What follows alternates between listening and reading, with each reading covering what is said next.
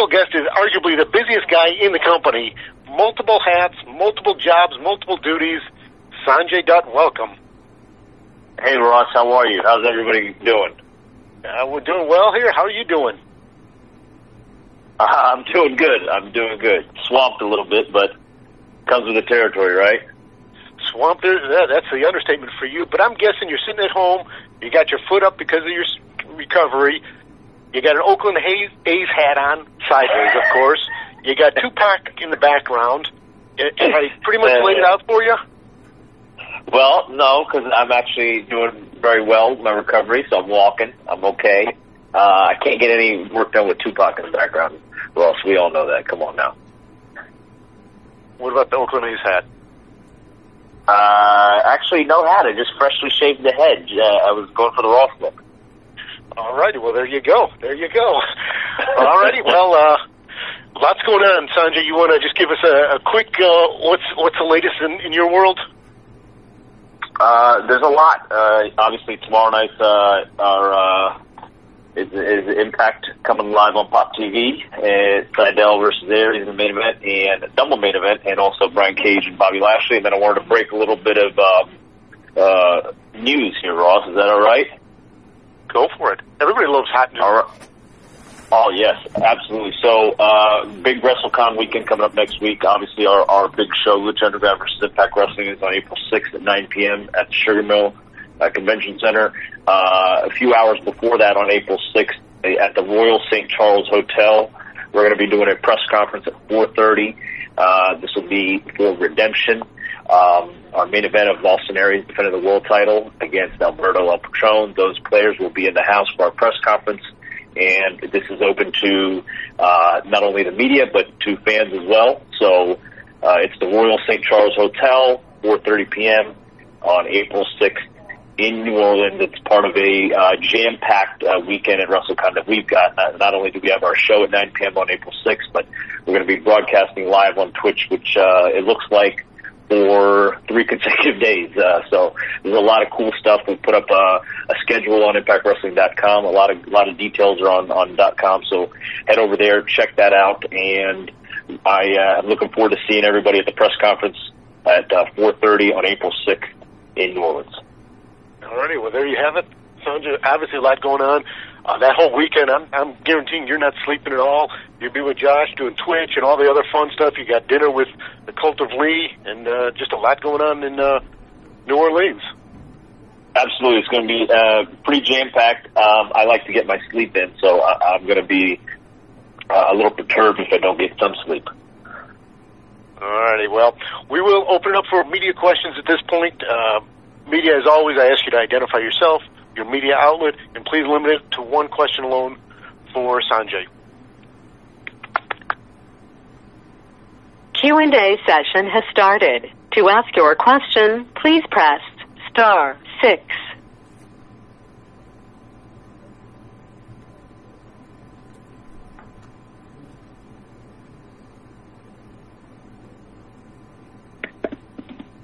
Hey, Sonjay, Sean Ross Sapp of Fightful.com. I know that you've got a busy WrestleMania week, obviously, but are you going to make it to the Hall of Fame to see your buddy Jeff Jarrett get inducted? No, because I'll be at the Lucha Underground versus Impact Wrestling show, but I hope to maybe see him throughout the weekend. I know it's a jam-packed weekend.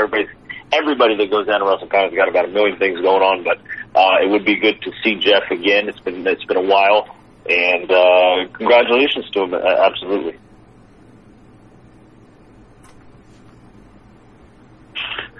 Hi, Sonjay. It's Oliver Newman here from Broken But Glorious Wrestling Podcast. Hello. My question is, with all the international relationships that Impact Wrestling is building around the world, is there any promotion in particular that you'd have your eyes on in the UK? You know what? There's a lot of good, very top promotions in the UK. I mean, I think my last... trying to think of the last time I was over there, maybe about a couple of years ago. Obviously, there's Defiant, there's NGW, there's Rev Pro, there's IPW. Pretty much everybody out there that's running right now on a regular basis is got their stuff together, man. The UK talent is off the chain for quite some time now. They've been kind of, I guess, for a while, it seemed like they're just kind of hitting out there, doing their thing, and then just out of nowhere, overnight, the whole world was like, hey, these UK guys are doing something really special over there, and it's kind of created its own territory. But any of those groups we'd love to work with, any of those talents that are kind of blowing up on the UK scene, I would love to see. Obviously, we've announced our presence at MediaCon coming up in September, so we hope that's the start of much more of a presence in the UK scene. Thank you very much. Hey Sonjay, this is Richard from Foodskida. How's it doing? Good. Awesome. My question is, so when you do recover from your injury, do you plan to continue at the desk or go back into the ring again? Good question. You know what? I'm kind of I'm not totally decided on what my future is. This is 18 years in the professional wrestling business, 18 years as an in-ring performer. It's pretty much half my life at this point. My birthday's coming up, so half my life I spent, in the ring, and this has been the longest period of time that I have not stepped in a ring. So I'm coming up on 12 weeks since my surgery.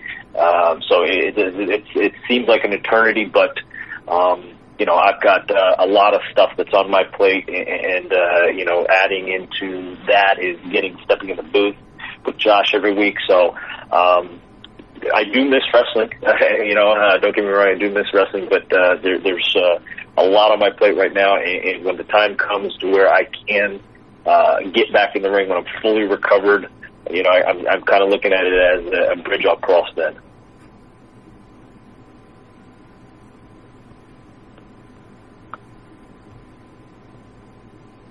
Sonjay, this is Terry from Pro Wrestling 247 NBC's Radio Demand. At Impact versus Lucha, the Impact Tag Team is for grabs, and I'm wondering what would happen should the Mac and Killshot manage to capture the Impact Championship. Well, I think that obviously that's intriguing in itself. The fact that is a title match, it's very intriguing. If you bring up that scenario, like you just said, what happens if Killshot and Mac do win the tag team titles? Obviously, we have a good relationship going here with Lucha Underground. We'd like to see that blossom even further. And like I said, part of the intrigue in creating these matchups was seeing what could happen, and that's definitely a possibility. Killshot and Mac, I think they're part of the trios in Lucha Underground, so they know each other very well as a tag team. LAX, obviously, tag team champions here for kind of taking over Impact Wrestling in the last year plus. So I'm really excited about that match. Plus, there's a huge tag team main event where Austin Aries and Phoenix are going to take on Pentagon Jr. and Patron. So there's a lot of intriguing matchups and a lot of intriguing outcomes to this card.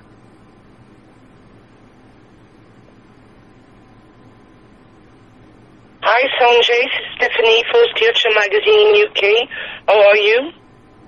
How are you? Fine.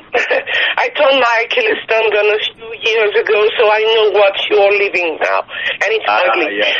My question, last year the key words when we were on conference call were we were always talking about rebuilding.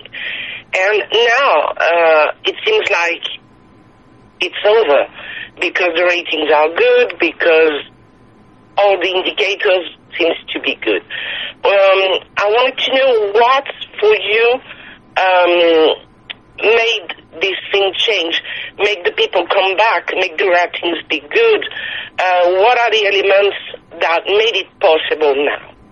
Thank you. Well, yeah, sure. I don't think that I think we're still in a rebuilding phase. I don't think that's over, just because, you know, ratings are good for a few weeks and whatnot, and obviously interest is, you know, kind of growing on a week-by-week basis, but I don't think that rebuilding is over. You know, I think that obviously that is definitely in place, but on top of that, it's trying to bring stability to, you know, the product on the screen, and bring stability to things backstage as well behind the camera. So those elements are definitely in effect on a daily basis. What can we credit this, you know, the past, I'd say since 2018, since January, I'm not sure, but there's a lot of elements. And, you know, with a wrestling company, I think the main thing that creates a successful wrestling company is talent. So obviously that's clicking with the audience, and it's showing in you know, our metrics on television, social media, digital. So I'm gonna credit all of that to the talent that you see on camera.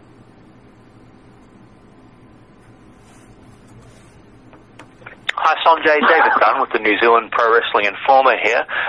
Through all the different roles you serve in Impact Wrestling, between, you know, serving as a color commentator, working as a creative team member, and then rehabbing your injury as well, how do you keep yourself from being spread too thin across the different roles? That's a great question. You know what? Look, the reality is that, you know, this company right now, we are we're rebuilding, like I said, and we're growing, and there's not a lot of us that are doing all this stuff. So, and we're very tight knit group. We all have a certain goal in mind, and we all kind of are doing everything we can to achieve that. You know, it comes with the territory. There's a lot of stuff that needs to be done, and we're all doing it every day, day in and day out. You know, behind the camera, there's a lot. You know, especially the production team in Nashville. I mean, a lot of stuff would not have. None of this stuff would be possible without those guys and the hard work that they put in it, and you know, their creativity as well. So it's definitely a team effort, man, all the way.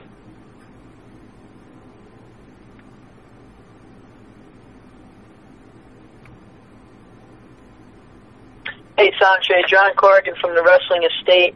I want to go back to, you talked about the commentary and whether you'll cross that bridge when you come to it. How do you feel about your commentary in the few weeks it's been? How do you feel your chemistry is with Josh? Oh, gosh, that's a good question. I don't know if I'm the best person to ask that. I do feel comfortable in the booth. I think that Josh and I have good chemistry. I really do. I wasn't too sure about this endeavor, but I said, you know what, let's give it a shot.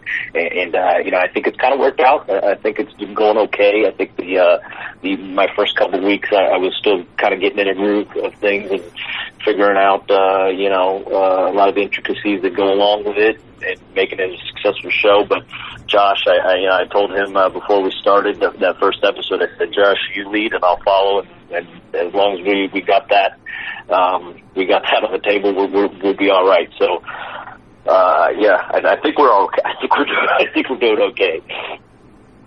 Sounds good, man. Thank you. Thank you, sir. Sonjay, I think everybody really wants to know, what truly is it like working with Josh Mathews? Yeah, I will say this: Josh is a pro amongst pros. He's definitely he's more of a pro than a lot of people that I know. But he's got his stuff together. He's an eclectic guy, I'd say, now that he's linked himself with a Matt Seidel. But you know, so far we're doing all right in the booth.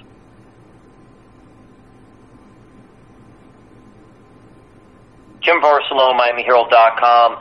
Sonjay, about the Knockouts division, what do you see with some of the younger talent in that division, especially Sue Young, who's making her in-ring debut, I guess. She was on last week. And then also Diamante of LAX. Yeah, I'm a big fan of the knockouts division. I think that there's so much stuff that can be done, and there's so many different characters now that we've got integrated into the knockouts division.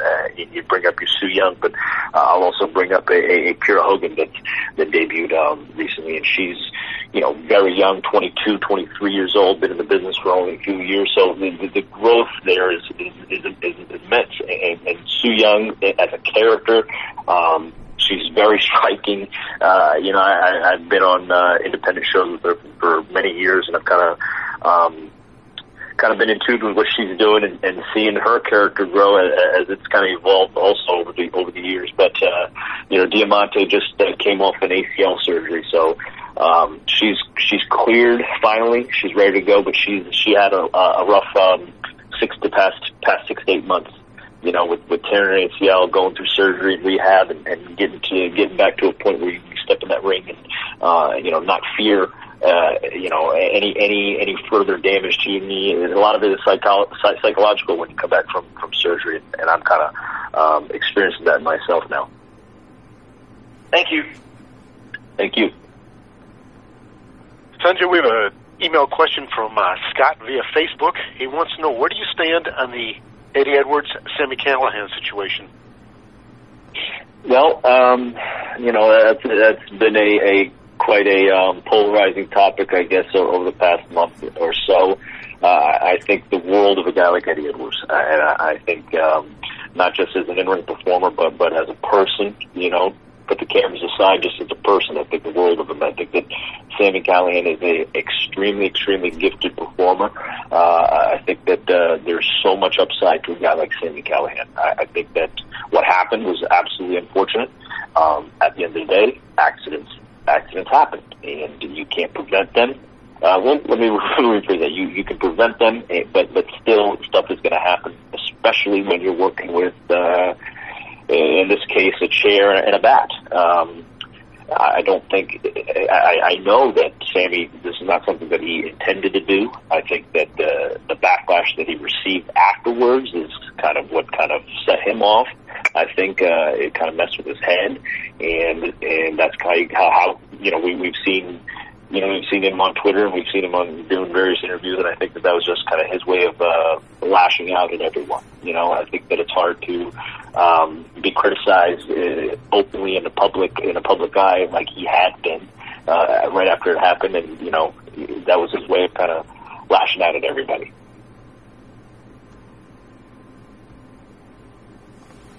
Ryan Ryder from Main Event Radio. Impact Wrestling has their co-branded event next week with Lucha Underground, and you're returning to the UK in September. Sonjay, do you have any other live events to announce for 2018? We are working on some stuff. We've got this Twitch, we've got our Twitch channel now, and it looks like on a monthly basis we'll be doing special events that are geared especially for Twitch, exclusive to the Twitch channel, and we're going to be doing stuff like that also on our GWN app, or our Global Wrestling Network app. So there are going to be plenty of more live events that we're going to be able to announce. We're working on stuff to get stuff finalized. Last week we just came off a successful 2 shows in Northern California, and we teamed up with Big Time Wrestling up there in Newark, California, and Salinas, California. We shot a one night only that's going to premiere on the GWN Network on May 11th. So there's going to be a lot of more live events, and we're trying to hit up as many of the spots that we can here domestically, and hopefully with this UK announcement that we can take things abroad as well. Any specific locations that you're looking at? Can't say right now. Okay.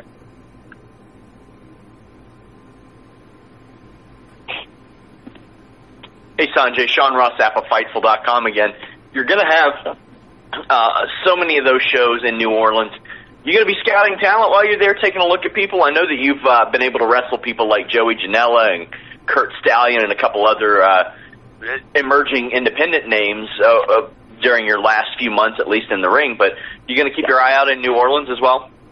I keep my eye out on a daily basis. I am, just because I haven't been, obviously I've been hurt and I haven't been, active on the independent scene in the last 12 weeks, but, that doesn't mean that I'm not paying attention to what's going on.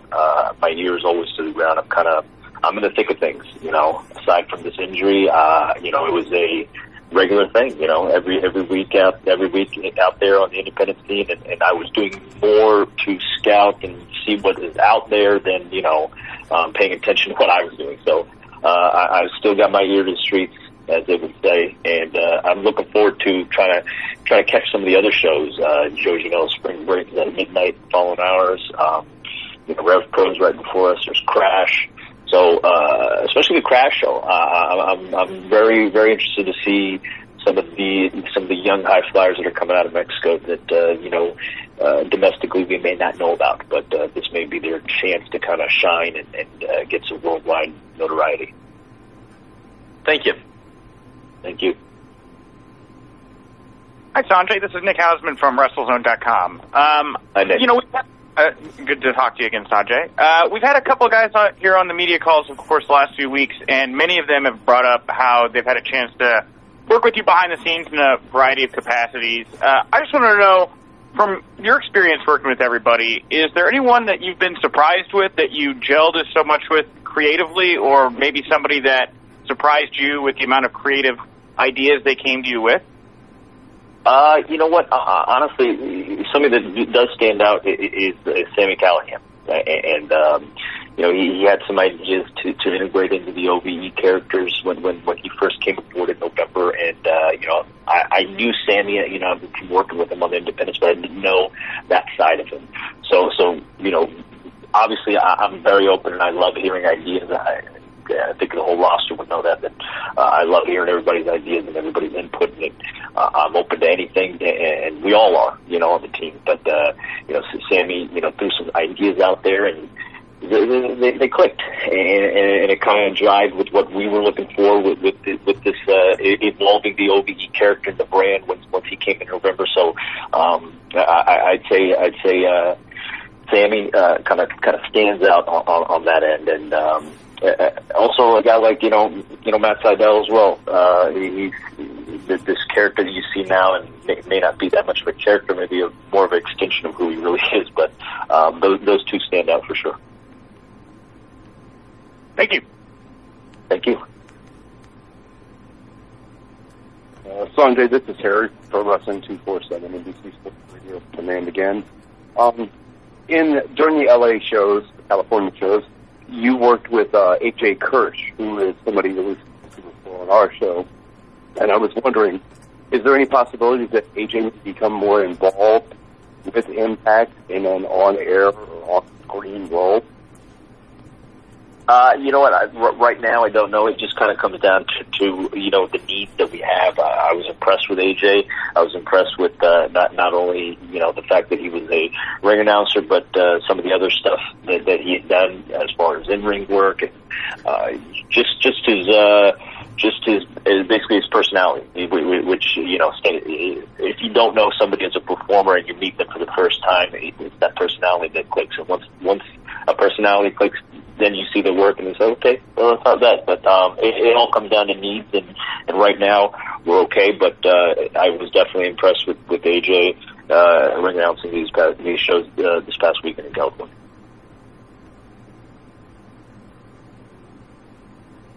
Hey, Ryan Bowman from thegorillaposition.com. Your years of experience behind the mic obviously helped you transition to now being an announcer. But has it ever been a hindrance? I mean, you have to walk a straight line when you're doing play-by-play or color to an extent. Do you ever feel yourself get caught up in the heat of the moment and go back to those years of instinct from before?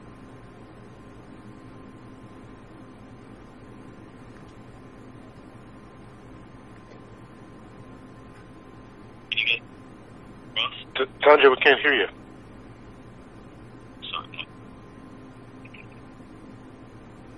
Hello? There you are, Sonjay. Sorry. What was the question?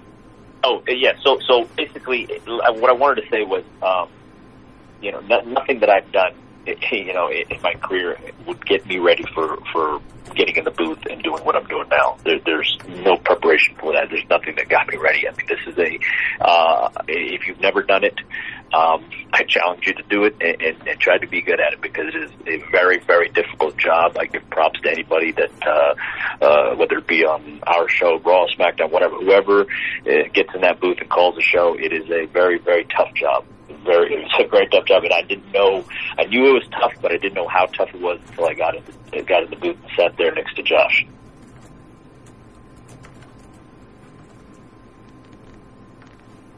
Sonjay, we have a question from Jerry Sam via YouTube. He wants to know, what does the future hold for Brian Cage, and what impresses you most about him? Well, the immediate future holds Bobby Lashley tomorrow night on Pop TV. You know, that's his first kind of big test here at Impact Wrestling. You know, he's kind of he took out EC3 at Feast or Fire. He's taken out Braxton Sutter. He's had some quick victories in less than 30 seconds. So the big test is going to be tomorrow night versus Brian Cage, and I'm personally looking forward to that. It's kind of like a dream match for me. You know, seeing Brian Cage for so many years, being on so many different shows with him on the independents. You know, that's something that I always thought would be, wow, imagine those two kind of colliding. So that's going to happen tomorrow night. I can't wait for that. What impresses me the most about Brian, aside from his physical stature, is his athleticism and what he can actually do as an athlete and still be as big as he is. So I think that he's only kind of hit the tip of the iceberg on Impact Wrestling, on what he's actually capable of in that ring. And Brandon Anderson via Facebook wants to know, are there any plans for future shows, or do you plan to stay in Orlando? The shows outside of Orlando, as our television taping? Yeah. There are plans to branch out from Orlando, and hopefully we can solidify things sooner than later. Hey, Riju from Sportskilla again. So I wanted to ask you about EC3's final promo at the conclusion of Feast of Fire, which I thought was a brilliant segment. It got the crowd all pumped up. How much of it was scripted and how much it was off the cuff? And what did you personally think of that segment? I thought it was a good segment. I thought it, I thought it kind of accomplished what it needed to accomplish. As far as the verbiage that EC3 delivered, I think that at the end of the day, EC3 is an extremely creative guy. I think he's very gifted on the microphone. I think he's very gifted with using his words to get across a story, and I think he did an excellent job at that Feast or Fire segment.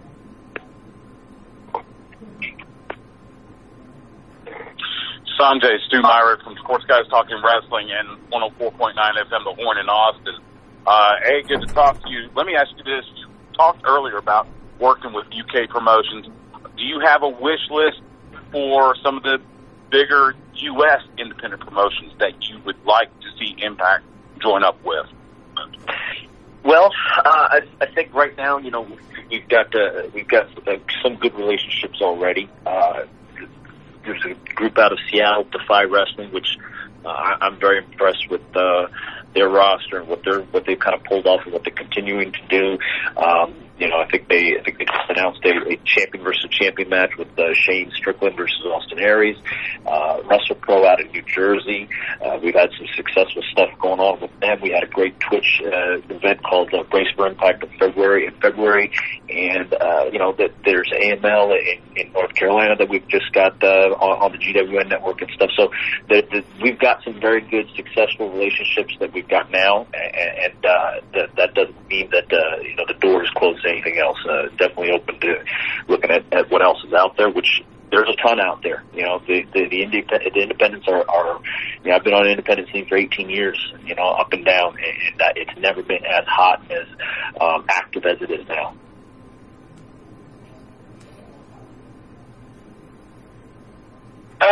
Stephanie for Searcher Magazine again. When we asked him about P.T. Williams, said he would love to team with you and create this seek and destroy tag team. Is it something you want to do when you're back? And what is the other goals when you're back? Let's say in 6 months. teaming with Petey? Teaming with Petey and your plans for the future. Yeah, I would love to kind of team with Petey. Petey and I have been close for years. As far as my in-ring future, like I said earlier, I'm not too sure what that is and where that lies.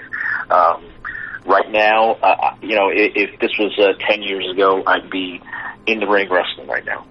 But I'm taking it, I'm much older, I'm much more mature, I'm much smarter with my body, and I'm taking the appropriate time that I need to kind of rehab myself to get to 100%. So once I get to 100% and I'm ready to get in the ring and perform at the level that I am comfortable with and that I did prior to my injury, then I'll kind of take a hard look and see what I want to do. But right now I'm very happy and I'm very busy. So those aspects are totally covered for now.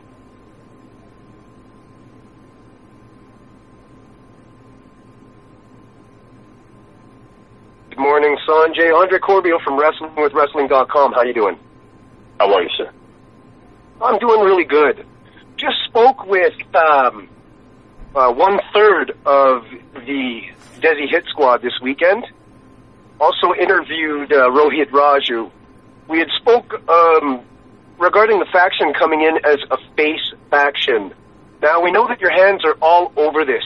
What gave you, as a person with the creative involved in this, and really to give them a babyface push out of the gate as a faction, which usually come out of the gate as heels?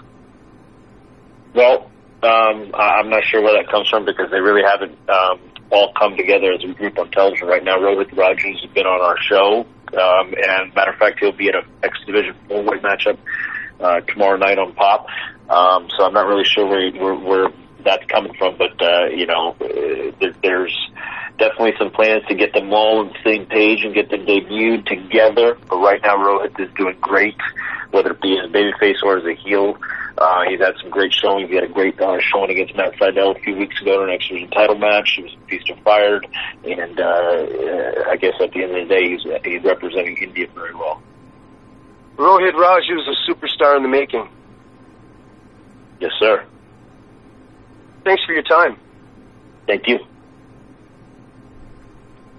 Sonjay, we got Nathan Gibson's question via Facebook. He wants to know, what is the best part, in your opinion, of the X Division? I think it's just the style of wrestling. I always tell guys, back in 2002 when this company started, the X Division started, back in 2003 when I came into the company, not just myself, but there's your Petey Williams, your Jay Lepos, Chris Sabin, Alex Shelley, AJ Styles, Christopher Daniels, Mojo. I mean, the list goes on and on. I mean, we were not household names. We were not superstars, but we were wrestling a style of wrestling that was very popular on the independent wrestling scene, and this company decided to capitalize on that and give it national exposure, and that's what created the X Division. It's just a very specific, a style of wrestling where guys would go out there, and it's unlike all the other matches that you may see on a show.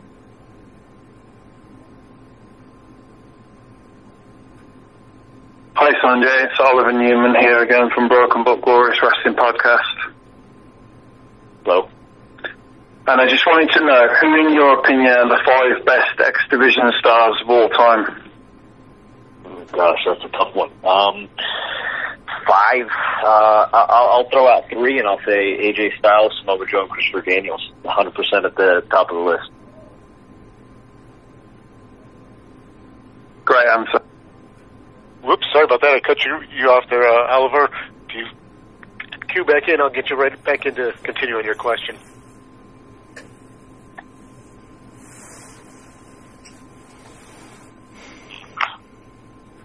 Hey, Ryan, you're open?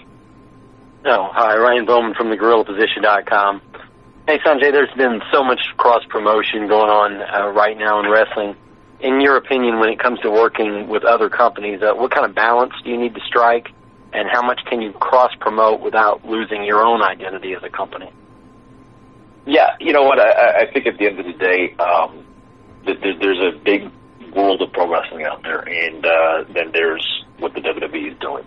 So you can kind of categorize those two everybody else in WWE. And, you know, everybody else, it behooves everybody to kind of work together. It behooves everybody to you know, share resources and kind of grow your brands together. But like you said, there is a fine line, I guess, between losing your own identity. But right now, we're working with all these companies, and I'll use Big Time Wrestling last weekend in California as an example. Is that we went out there, and their audience is that may not have known us now is in tune with us, and we're in tune with some of the guys on the local scene out there. So this is something that I think, and we all do, is it helps everybody out involved, and at the end of the day, why not, you know?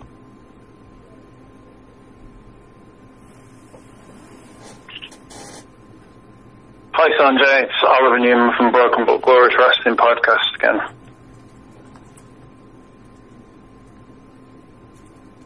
Just to follow up, because obviously Ross said about being cut off.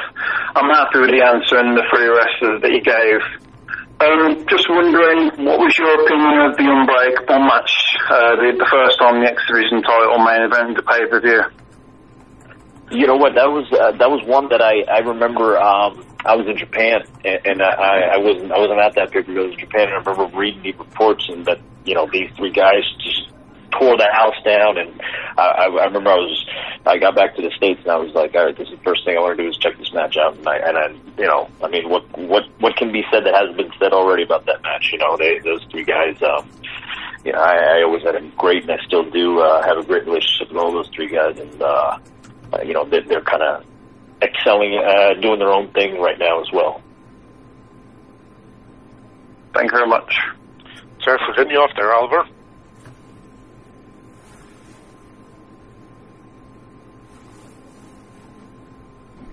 Sonjay, this is Eric, playing 247 NBC Sports Radio 1. And I'll talk about the X Division here. One thing that's been missing, and I'm wondering if they're going to bring it back, is Ultimate X. That's a great match, a great concept, and we haven't seen one in quite a while. Is there any chance we might get one here in the near future?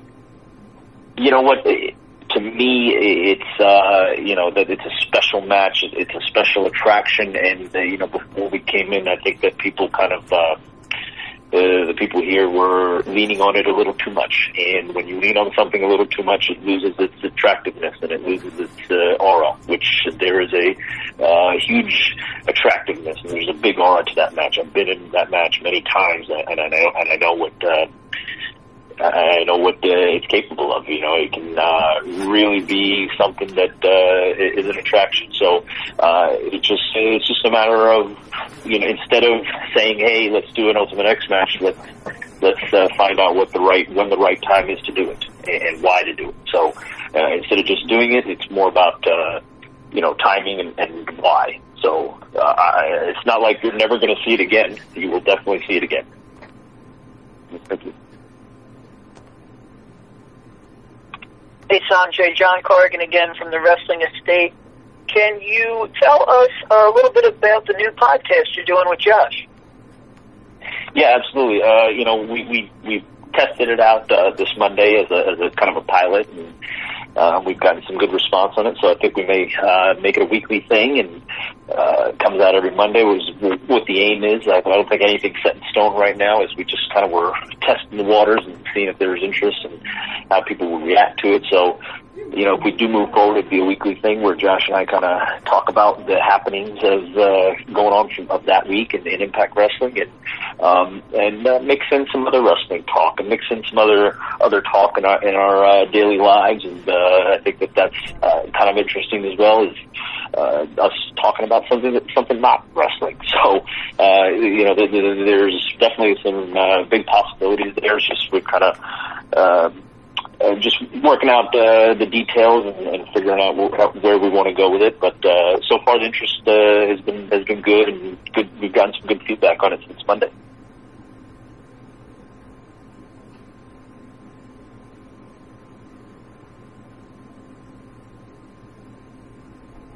Hey, Vijay from Sportskeeda again.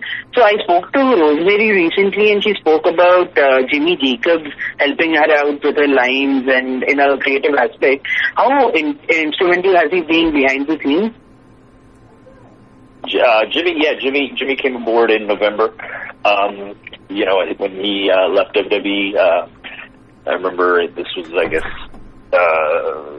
October maybe, something like that. And you know, Scott Demore and I were talking, and Scott and Jimmy go back, I guess maybe back when Jimmy first got in wrestling. So they've known each other for, you know, over 15 years. And Jimmy and I have worked on the independent scene since 2002, 2003. And I kind of said, you know, Scott and I both were of the same mindset, saying, hey, let's reach out to Jimmy. And Jimmy came aboard in November, and he's been part of the writing team. He's been part of creative.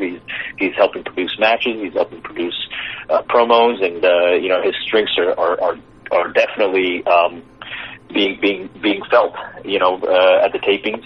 Just this example that you used with Rosemary. So Jimmy is very tuned in. He's very dialed into what we're doing, and it's good to have Jimmy. He's a very, very, very creative mind. Sonjay, we have a question from Gaurav via YouTube, who wants to know who has helped and coached you the most with your commentary. However, I think I like the question from X via YouTube better. Can you get rid of Josh Mathews? Oh, gosh. Honestly, nobody has. I guess the only coach I've had has been Josh. Like I said, I've never done anything like this ever. Nothing close to it. Maybe I did commentary for a match or two on Impact in the past, but to call an entire show, no, I've never done that. So it was tough to get in there and kind of get in the groove, but it happened very quickly, and Josh and I are gelling well. I enjoy Josh in there. You know, he's definitely a help. He is a veteran. He's got the experience, and kind of the story I said earlier, you know, before we got in there, I told Josh, you lead and I'll follow, and we should be good from there. All right, then Andre has had to get off the call, but he wanted me to ask you, any possibility of reforming a new Team Canada? I don't think you can rule anything out in pro wrestling. There's not one thing that you can say it ain't gonna happen. So, with that being said, you never know. All righty, Sonjay. Well, we appreciate your time very much. Got a final thought as we wrap it up for this week? No, not really. I think that overall, I think we've kind of covered a lot of bases here. You know, tomorrow night is Impact on Pop. You know, we've got a big WrestleCon, you know, weekend coming up, and like I said, we're going to be on Twitch. You know, Josh and I will be doing podcasts live from New Orleans, and it's going to be. I think Ross, you mentioned that we've got dinner with the Cult of Lee. We're going to go to work out with Eli Drake, and you know, on April 6th, obviously our show is at 9 p.m. and that's going to be broadcast live on Twitch as well. Lucha Underground vs. Impact Wrestling, 4:30 at the Royal St. Charles Hotel in New Orleans. I think it's about 0.3 miles from the WrestleCon convention venue itself. So head on over there at 4:30. It's open to the public. It's open to the media. It's going to be a big press conference. Alberto Patron, Austin Aries, and our main event. They'll both be there. And right before our press conference at the Royal St. Charles Hotel, there'll be a live women's podcast with the Rise group. Rise is a women's group, and they're making some waves out there, and they've got a podcast at a women's wrestling meet and greet from 12:30 to 3:30. They're the Shimmer champion, Nicole Savoy, some of the Shimmer tag champions, Leva Bates and Phoenix, they'll be there, and a host of others. So it's going to be a great weekend. It's going to be a busy weekend in WrestleCon in New Orleans. So I appreciate everybody's time.